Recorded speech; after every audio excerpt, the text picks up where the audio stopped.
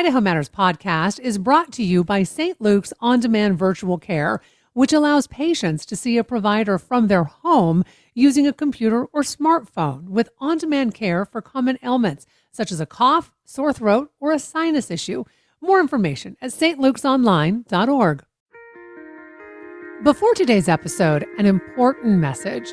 The White House has asked Congress to rescind funding that was already approved for the Corporation for Public Broadcasting. That funding supports trusted, independent journalism like the interview you're about to hear. Without it, Idaho Matters could face serious cuts. Learn how you can help protect public media at boisestatepublicradio.org/funding.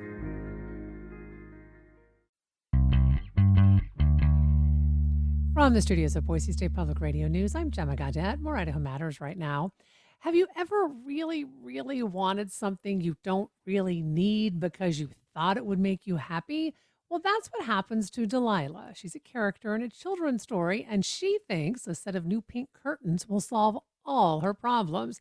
Now, this new book is part of a series created by a family from Kuna who want to share major life lessons with a lighthearted twist. Now, father of three, David Farkas authors the series while his wife, Brittany, illustrates the tales. David is joining us now to talk about their second book, Delilah and the Missing Curtains. David, really nice to have you on the program. Hi, Gemma. Thanks for having me. So let's begin with the story. Tell us about Delilah and the Missing Curtains. I mean, is it true that Delilah is an ant? Delilah is an ant, and it's kind of funny. When I came up with this story, I remember coming downstairs and talking to my wife and asking her, "Can you draw ants?" And she's like, "I don't know." I said, "Well, you're going to, because our next book's going to be about an ant," and she nailed it. She hit it out of the park.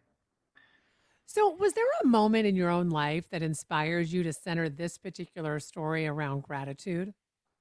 Yes, as you said, I have three kids, and I was talking to one of my kids one time as we were having an issue with this, and I was trying to explain exactly what we go over in the book about chasing and chasing and chasing after stuff. And if you're not happy with what you have, it's never going to be enough. And I got Mm-hmm. done talking with my child, and I turned to Brittany, and she said, "That's your next book."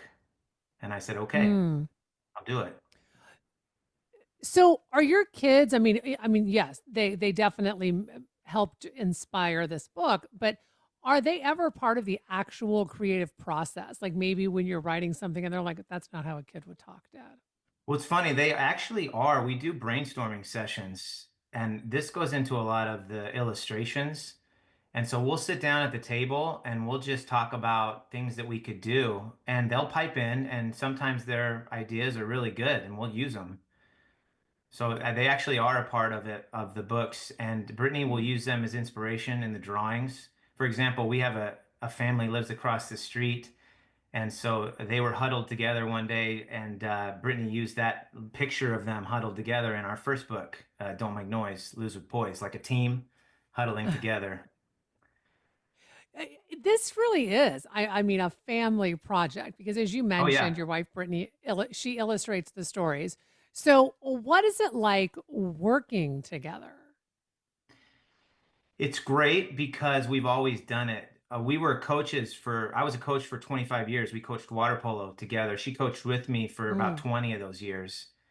And when we were on the deck together, it was fantastic. We work really well together. We always have. We've written music together. We have two albums. To me, writing music is just like poetry. And so this was kind of an extension of that. And then for us to work together on this book, we wouldn't have it any other way. She really understands me, and she understands what we're Yeah. trying to get across. And honestly, Gemma, the most of the reviews that we've gotten on this book, they talk a lot about the illustrations, which I love.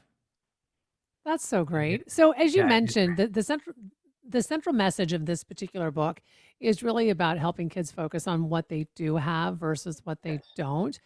yes. Frankly, I think this is a message that a lot of adults need to hear sometimes. So, do you do you find when you write books for kids, Are you sometimes maybe, also trying to nudge adults a little bit, especially when, parents read to their kids? Can I be honest with you? Yes. I am really writing it for myself.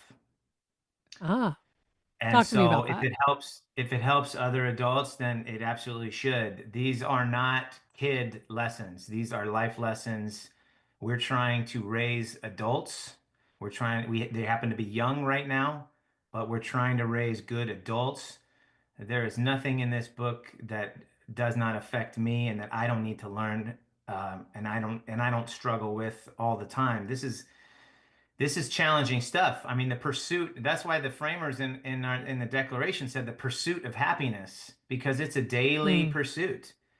And so Hmm. anyone that says, "Yeah, I got a handle on this happiness thing," yeah, I don't know. That's not me. It's something that Well, I and deal. Go ahead.